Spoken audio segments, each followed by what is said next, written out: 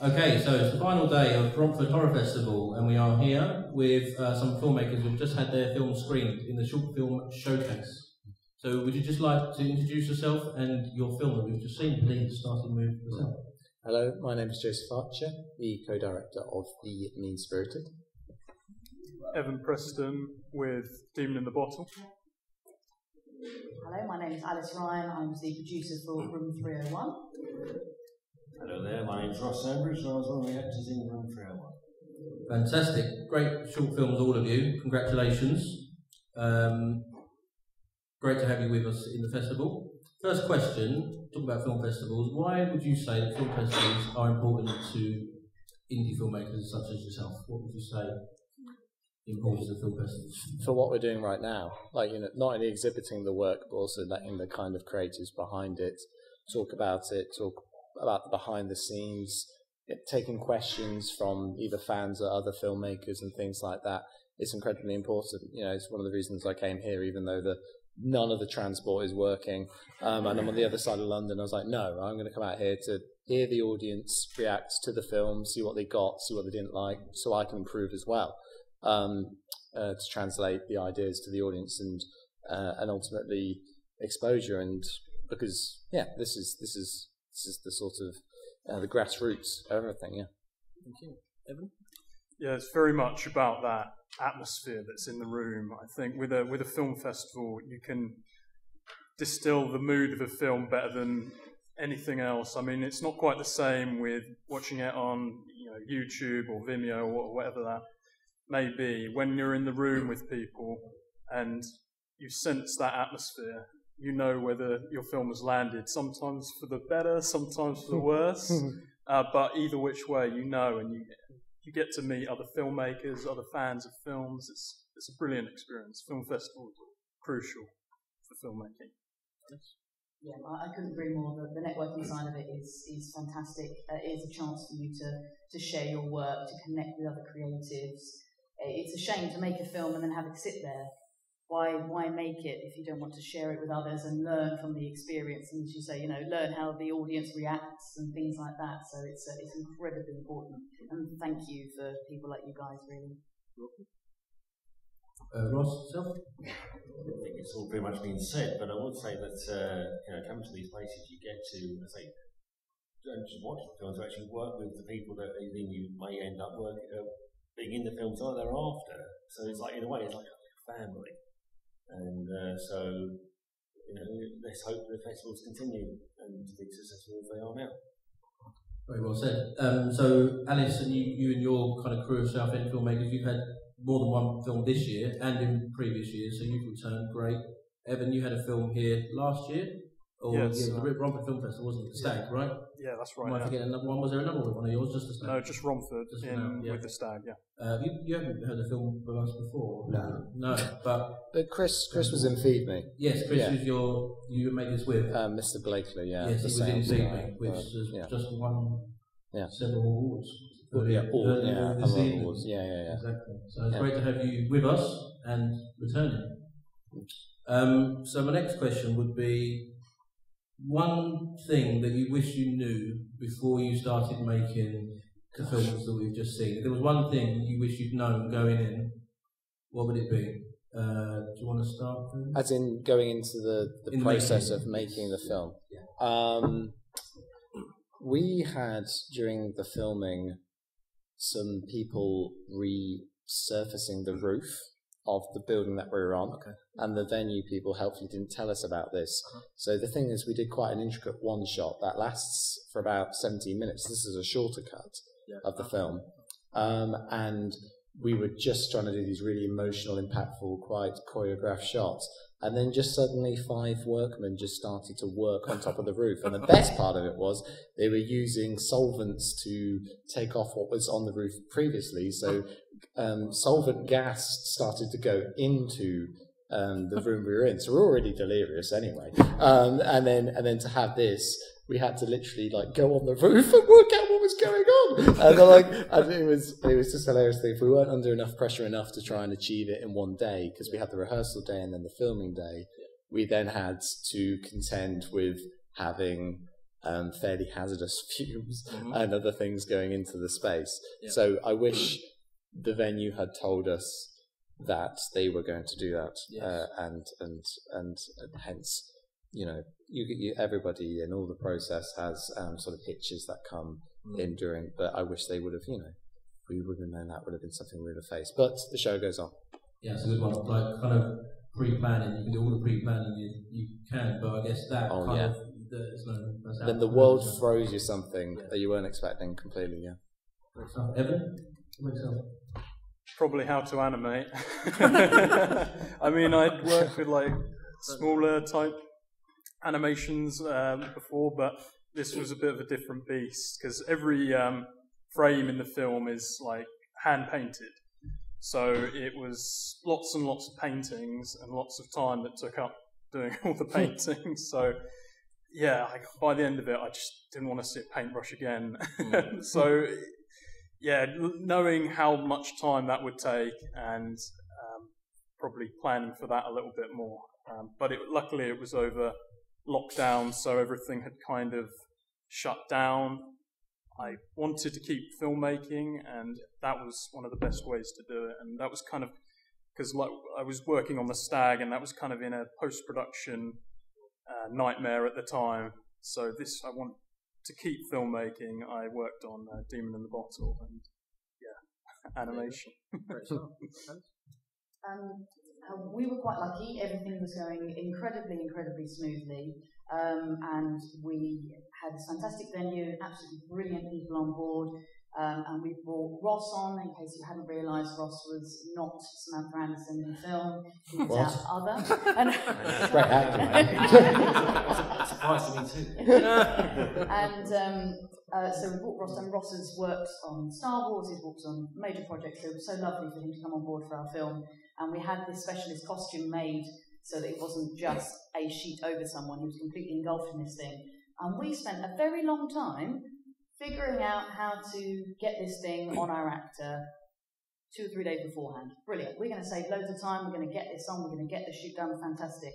We got onto the film set, and then for some bizarre reason, none of us could figure out how to get this costume onto Ross.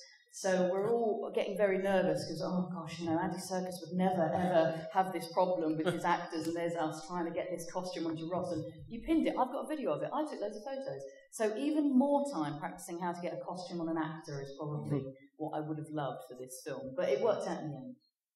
You were very good at it. Yes, I was just amused. I just stood there and got pinned really. Yeah.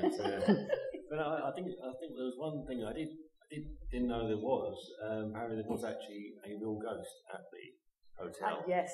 Yeah. We were working in a haunted hotel. And now I've since made friends with that ghost. I'm guessing all your films were probably either self-financed or beg, borrow, steal, that kind of stuff, unless there were, of course. Maybe you want to just elaborate if it was not that case? Or? We had an organisation, if I remember this correctly, it was about 2 years ago. It was an organisation called the NYFA that gave some funding. Then we did do some further crowdfunding to cover some costs, and then I must have put some money in for film festival submissions, to submit to you guys and stuff like that. So I think that was it. Yeah, we were lucky enough to have an organisation contribute a few £1,000 or something like that, and then we did crowdsource something. Yeah, I think that's what happened. Yeah. Well, I'm hoping to kind of. I wanted to make this product the way I kind of had envisioned it, but I'm hoping it will have a second life as kind of a help video in a way. So for an alcoholics charity or something like that. So it was made for nothing, just me painting it and then handed over to sound design and music. But then I hope it will have a second life with a charity or something of the like.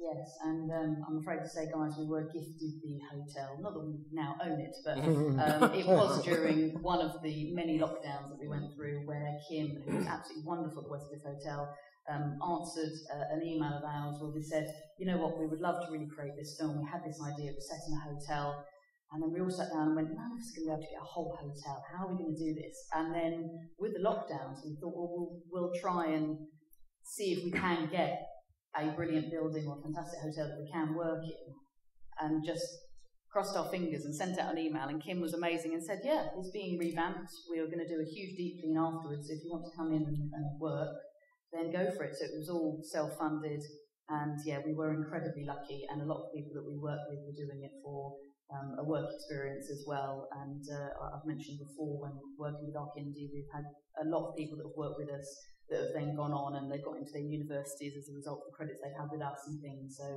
yeah, we were very, very lucky to do a lot of this and not spend huge amounts on it, so that we can save the money for things like post-production, and of course, as you say, putting it into festivals and getting it seen by lovely people like you guys. I should just say, Rockford Festival is very reasonable if you want to submit your film. So, just saying. It is. Right, so let's start with the far end. What are each of you working on next? Ross, do you want to start first? What are you working on currently or next? Can you say? I'm not sure what I can say. Something. There's something going on. There's lots of things I've been put forward for that involve cameras. Star Wars? You're doing more Star Wars? So I didn't quite. No, I was quite the mic. Oh, Star Wars! You're doing more Star Wars. They're doing loads of films and TV apparently shows. So. I mean, there's the beginning, middle, and end to these lots of things. Yeah. Probably something owned by Disney because they own fucking everything. So, I will say is that everything I've worked on, including like the bigger budgets and the lower budgets, and in fact the zero budgets, it doesn't matter really what the budget is. It's the people that you work with. So I felt incredibly lucky to work on 301 because and other films that they've done at South End, and because it's all about working together. So if I can use my body shape. Because I'm rubbish at basketball. If I can use my body shape to help a film or a project along, then so be it. It's great. So thanks again. So clearly we'll be writing another film so we can feature a 7'1" previous Chewbacca Wookiee is the word I'm looking for in character. Then we'll have to do that. Yes, I've got a few films in post-production as a producer, a few auditions lined up as an actor, and then Ark Indie, we've got another film coming up, and then we are working on some features as well. So watch this space. Well, actually, I spoke a little bit about it last time I was here. I was so it's a project about a Vietnamese artist who has these kind of hallucinatory dreams that connect back to her fractured relationship with her dad. So that was just an idea in development last time I came here, but now it's in post-production and it's currently having all the VFX put in.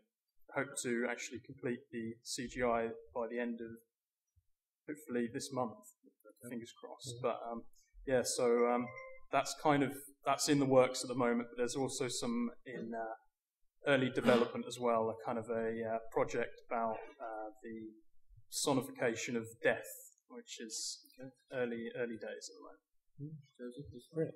moment. Literally today we just finished the next short that me and Chris have worked on called The Cornucopia Club. And it's the kind of opposite of Feed Me, and this time Chris is not being eaten, he is eating. Okay. But no, I look forward to sending that to this festival and as other things as well, but that's the next big thing. We've got other projects, but I think, The Cornucopia Club is one to look out for. Great. Look forward to seeing all of you again. I've got one last silly question. Okay. You're stuck on a desert island. Oh. You've got one horror film that you can take with you for the rest of the time. I will allow sci-fi because we do have a lot of sci-fi. Yeah. What film do you choose? Do you want to go first, or if any of you look like you already know? I reckon Evan's got an answer. Yeah, go on, Evan. You go first. It looks like you've got an answer. It's The Wicker Man. Yes, it's got to be. That's a good choice. That's a really good choice. Love the film. British horror. Wonderful film, and such a kind of landmark film for the horror genre in general. I love it. Who looks like they've got one, I reckon? Alice just looks at me, but then looks at me very quickly. No, I think it might be American Werewolf in London. Yeah, I could watch those effects over and over and over again. Brilliant. Physical effects. I am terrible at answering these questions. I'm absolutely What's the first thing that pops in? Weirdly, Feed Me, because I need to watch that again. Just because I need to watch it again. Oh, you self-publicist. Yeah, I know. God damn it. But yeah, I'll have to go with that because Wicker Man's also absolutely wonderful as well. So yeah. Finally, you, Ross? I'm probably the uncut version of The Exorcist. Mm-hmm. It's a very popular one. That would probably keep you awake on the beach. It's good. Thank you so much, all of you, for submitting your film and being here and putting yourself on the stage here with me. And thank you for coming. Thank you, everyone, for sticking around. Can we have a round of applause, please?